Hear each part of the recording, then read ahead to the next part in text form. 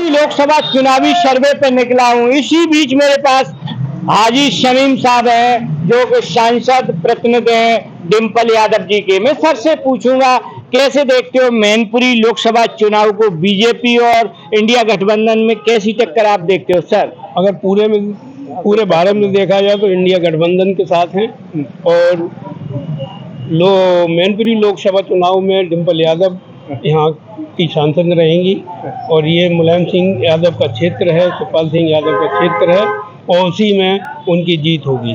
अच्छा सर, कल योगी आदित्यनाथ जी आ रहे हैं चुनाव प्रचार करने के लिए, बीजेपी प्रत्याशी ठाकुर जयवीर सिंह जी का। ठाकुर जयवीर सिंह के लिए आ रहे हैं, वो अपना देखेंगे, अपना करेंगे, उससे क्या फर्क पड़ेगा? कोई फर्क नहीं पड़ेगा। बहुत बहुत धन्यवाद। क्या कहोगे, क्या मैनपुरी लोकसभा चुनाव में जीत, जो पिछले चुनाव में डिंपल यादव जी करीबन 3 लाख वोटों से जीती थी, तो स्थिति बढ़ेगी या घटेगी, क्या रहेगा? ऐसा है, बीजेपी की स्थिति पहले से ज्यादा खराब हुई है और उनकी जो नीतियां हैं वो और ज्यादा खराब हुई हैं। लोग परेशान है, बेहाल है जनता। तो अब जो जीत है वो अंतर और बढ़ेगा, अंतर और ज्यादा बढ़ेगा। और ये आप मुख्यमंत्री साहब की बात, तो मुख्यमंत्री जी तो पहले भी आए थे, जब पिछला लोकसभा चुनाव हुआ था तो वो करैल में मीटिंग की थी, उससे भी कोई फर्क नहीं पड़ा था। अच्छा, आपसे क्वेश्चन करूंगा, क्या बीजेपी सरकार में हिंदू और मुस्लिम भाई में भाईचारा बढ़ा है या घटा है? नहीं, भाईचारा तो नहीं घटा है। लोग बहुत समझदार हैं, आज का पढ़ा लिखा युग है, सब लोग एक दूसरे को जानते हैं, सब समझते हैं। नेता लोग ये तो मीडिया पे जो आपको दिखाया जाता है वो दिखाता, वरना आपसी जो भाईचारा वो बना हुआ है और वो बना रहेगा, किसी के मिटाने से मिट थोड़ी ना जाएगा वो। बहुत बहुत धन्यवाद। क्या बीजेपी या Samajwadi party? Samajwadi party. Samajwadi party. आप? समाजवादी पार्टी। समाजवादी पार्टी। जैसे बीजेपी या समाजवादी पार्टी? समाजवादी पार्टी। क्या नाम है? बीजेपी या समाजवादी? कौन? समाजवादी पार्टी। कितनी जीत, कितनी आप देख सकते हो डिंपल यादव? 3 लाख से ऊपर। 3 लाख से ऊपर। बहुत बहुत धन्यवाद। क्या कहोगे, बीजेपी या समाजवादी पार्टी? समाजवादी।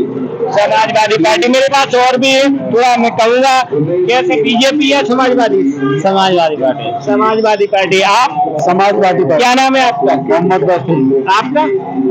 मोहम्मद रफी। मोहम्मद। ये सब अल्पसंख्यक लोग हैं, मुस्लिम भाई हैं, और मुस्लिम भाई एक बड़ा तबका सीधा समाजवादी पार्टी को जाता हुआ दिखाई दे रहा है। क्या नाम है बेटे आपका? विशाल। विशाल। बीजेपी या समाजवादी, कौन मजबूत है? समाजवादी। समाजवादी पार्टी। कौन?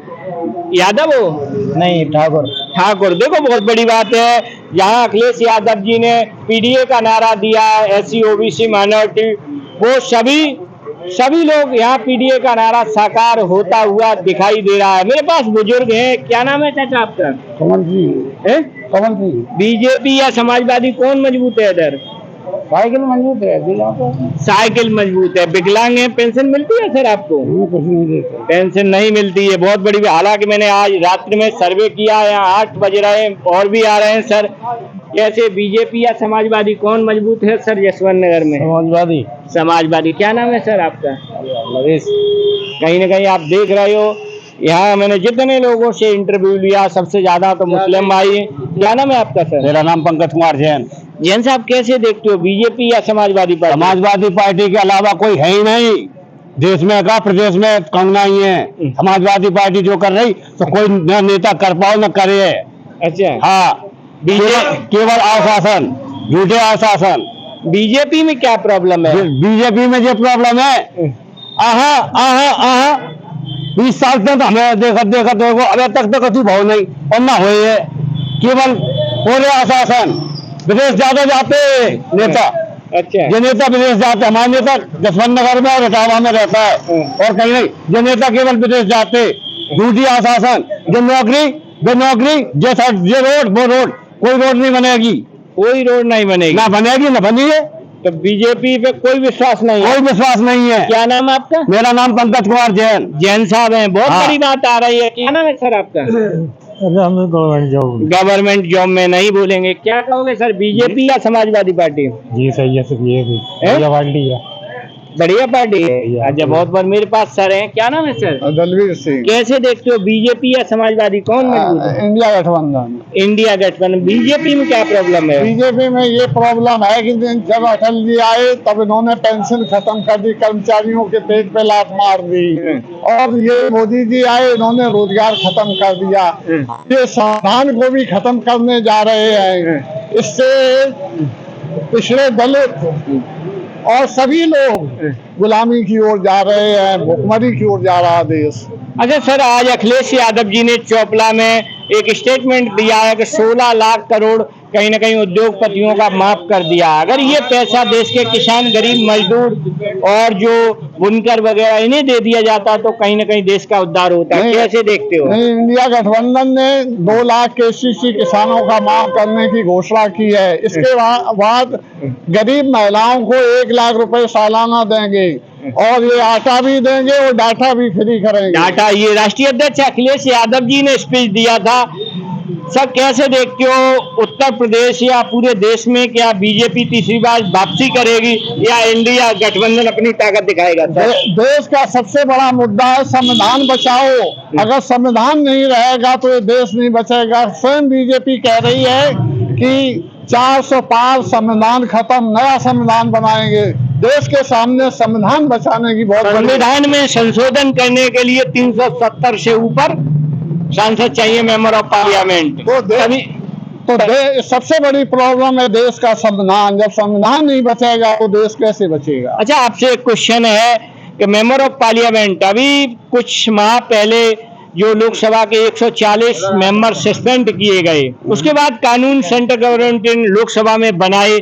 देश के इतिहास में पहली बार इतना बड़ा मतलब सांसद जो सस्पेंड किए गए, कैसे देखते हो सर? देखिए, ये देश को बांटना चाहते हैं, ये देश को जोड़ना नहीं चाहते हैं। ये प्राचीन संस्कृति चली आ रही है कि भारत एक धर्मनिरपेक्ष देश है। भारत के संविधान में लिखा हुआ है, तो यहाँ धर्म की राजनीति नहीं हो सकती, यहाँ विकास की राजनीति और संविधान की राजनीति। अच्छा, मैंने अभी राकेश टिकैत जी का इंटरव्यू लिया था 1 महीना पहले, तो राकेश टिकैत जी ने कहा था किसानों के देश के सबसे बड़े नेता के डरा हुआ विपक्ष देश में तानाशाहों को जन्म देता है। क्या जो विपक्ष है इंडिया गठबंधन है, क्या डरता है? कैसे देखते हो? देखिए, हमारे जो इंडिया गठबंधन के राहुल जी हैं, वो बिल्कुल उत्तर से दक्षिण, पूर्व से पश्चिम बिल्कुल नहीं डरे, और उन्होंने पदयात्राएं की, एक आदमी से मिले हैं। इसलिए दक्षिण में साफ और उत्तर में हाफ। दक्षिण में साफ और उत्तर में हाफ, एक बहुत बड़ा मैसेज है। क्या बीजेपी 272 का आंकड़ा छू पाएगी? ये 200 के अंदर में ही सिमट आएगी। बीजेपी के जो राजनेता हैं वो कह रहे हैं तो 400 पार अब की बार। नहीं, ये झूठ बोल रहे हैं, झूठ बोल रहे। पहले भी झूठ बोले थे, 15 लाख हर एक के खाते में आएंगे, काला धन आएगा, आज तक नहीं आया, और देश से उद्योगपति पैसे लेके भाग भी गए। इसलिए इनका जुमला है खाली। बीजेपी की गवर्नमेंट में जो मुस्लिम भाई हो, हिंदू भाई में प्रेम रहा नहीं, सामाजिक सौहार्द तो बिगाड़ ही दिया इन्होंने। देश का जो संवैधानिक ढांचा है उसके साथ भी छेड़छाड़ कर रहे हैं।